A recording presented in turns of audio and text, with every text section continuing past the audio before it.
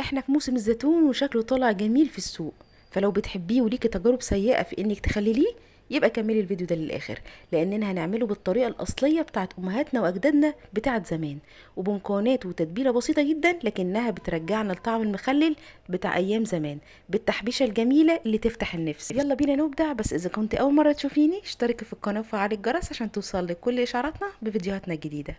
مبدئيا كده معانا كيلو من الزيتون التفاحي او العزيزي. الطريقة اللي احنا هنعملها النهاردة مناسبة للاتنين، للتفاحي وللعزيزي. الطعم بتاعه جميل جدا في الاكل وهتلاقوه بالشكل اللي انتوا شايفينه ده. اول خطوة هنعملها ان احنا هناخده ونغسله كويس جدا جدا، هنغسله مرتين وتلاتة لغاية ما نحس انه نضف تماما. انا هنا هعمل مكونات لكيلو واحد من الزيتون. تمام، تعالوا نشوف بقى بعد ما غسلناه هنعمل ايه.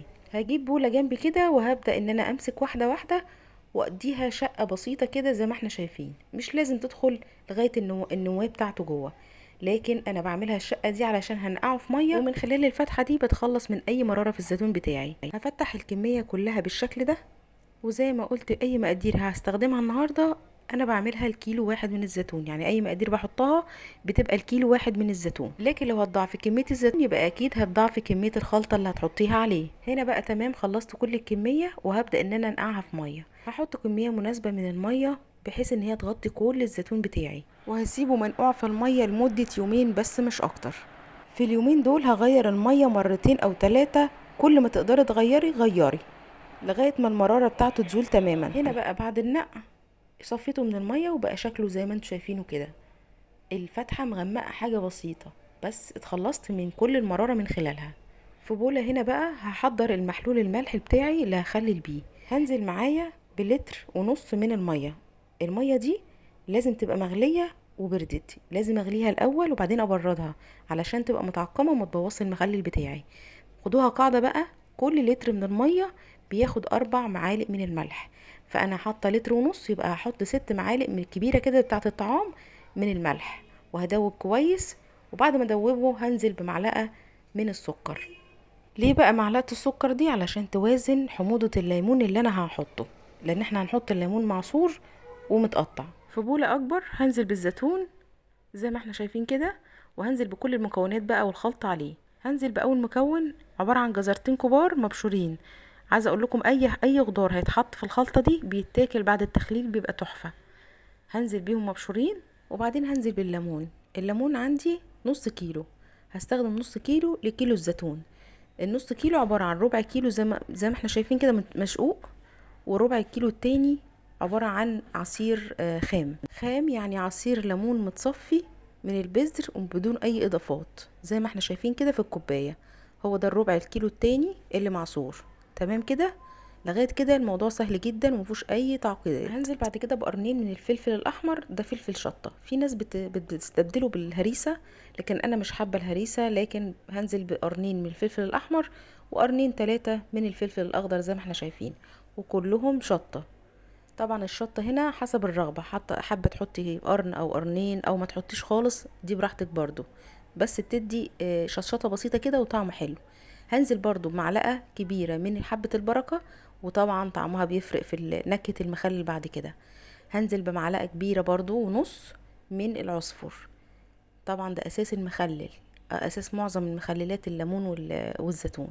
معلقه ونص من معلقه الطعام دي برضو، معلقه ونص. هي دي بقى كل المكونات بتاعه الخلطه بتاعتي، ما فيهاش اي حاجه مش موجوده او اي حاجه غريبه. انزل بقى على المكونات دي بالمحلول الملح اللي احنا عملناه. اول حاجه محلول الملح اللي حاطين عليه الملح والسكر.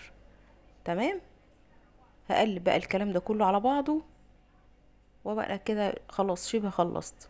الموضوع سهل جدا وبسيط، يكفي انك بتعملي حاجة بنظافة لولادك في البيت، مفيش اي اضافات كيميائية او اي حاجة زي ما بيعملوا المصانع بره، والحاجات الجاهزة دي والحاجات اللي مش نظيفة بتتباع مكشوفة. انت بتعمليه بنظافة في البيت. بجيب طبعا البرطمان اللي هحط فيه بغسله كويس جدا واعقمه بمية سخنة، وده شرط اساسي يكون متعقم بمية سخنة علشان المخلل بتاعي يكون نظيف وما يفسدش بسرعة معايا. تمام كده، هبدأ ان انا بقى اعبي زي ما احنا شايفين كده.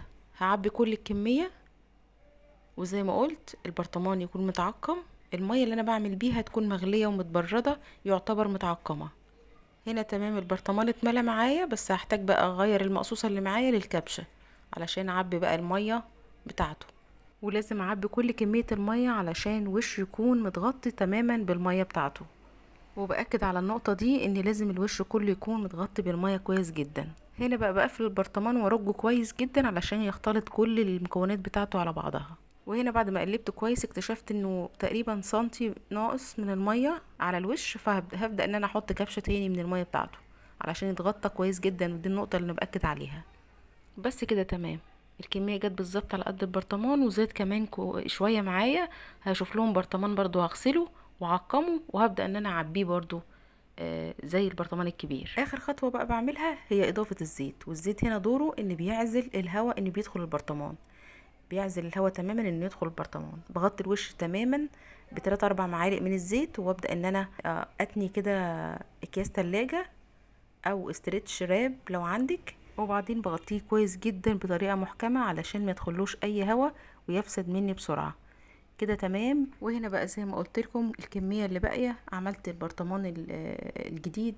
كان عندي برطمان جبنه مطبوخه، غسلته كويس جدا وعقمته برضو بميه مغليه، وبعدين مليته، ونفس الكلام حطيت زيت على الوش، وبرضو قفلته كويس جدا بطريقه محكمه علشان برضو ما يدخلوش اي هوا. وخطوه ان انا اقلب البرطمانات دي مهمه جدا جدا، دي خطوه اساسيه علشان اضمن ان محلول الملح او محلول النقع بتاعي تغلغل جوه المخلل بتاعي. شايفين بقى الجمال؟ شايفين شوية مخلل زيتون رائعين. هتاكلوا الزيتون وهتاكلوا الليمون والفلفل والجزر وكل الخضار اللي موجود هيتاكل بعد ما يستوي. هيطلع بعد ما يستوي رائع ان شاء الله. بعد ما يستوي هعمل لكم فيديو مخصوص عشان تشوفوا النتيجة بتاعته. بياخد قد ايه يا فراولة؟ بياخد من شهر ونص لشهرين.